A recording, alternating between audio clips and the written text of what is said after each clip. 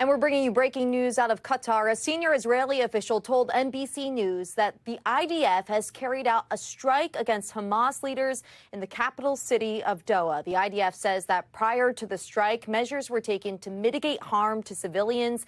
Israel plans to continue its operation against Hamas. NBC News international correspondent Daniele Hamamdjian joins us now with the latest. Danielle, good morning. What do we know so far about the Hamas leaders who were targeted in this attack and its aftermath? Well, we know, obviously, over the past 2 years that Israeli military action has been seen all over the Middle East, but it now includes the Gulf state of Qatar, home to the largest U.S. military base in the Middle East, also home to the political branch of Hamas. And so we've had several statements from the Israelis in the past few hours as the story has been developing, and I'm going to read a few of them to you. Israel, the Prime Minister's office in Israel says that it was Israel that initiated this, that Israel conducted it, and Israel takes full responsibility for the attack today. As we speak, we don't yet have absolute confirmation that those Hamas officials who were targeted, if they were in fact killed or injured. We are still waiting on confirmation.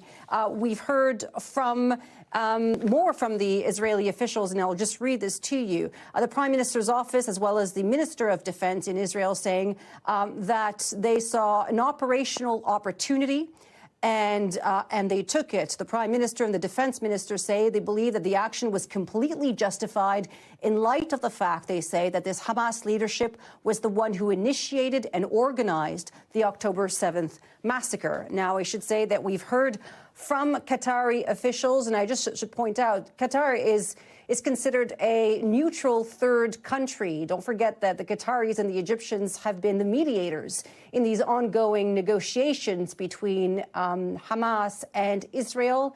That Qatari officials and Israeli officials have been in the same room negotiating a ceasefire. It was the Qatari Prime Minister who back in January announced the first ceasefire.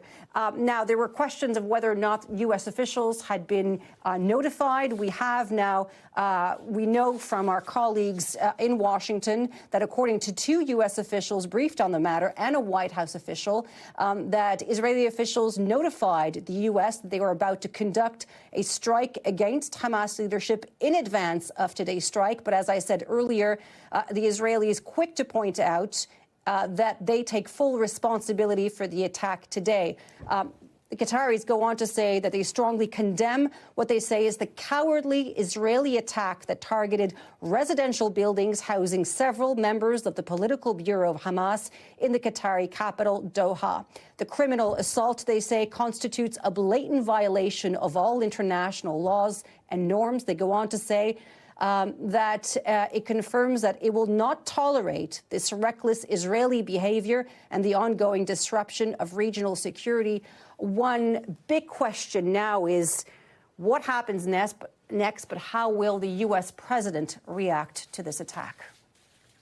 Danielle, bringing us the latest with all the rapidly developments happening over there. Be sure to stay with us for the very latest on this breaking news throughout the day. The news continues right now. We thank you for watching, and remember, stay updated on breaking news and top stories on the NBC News app or watch live on our YouTube channel.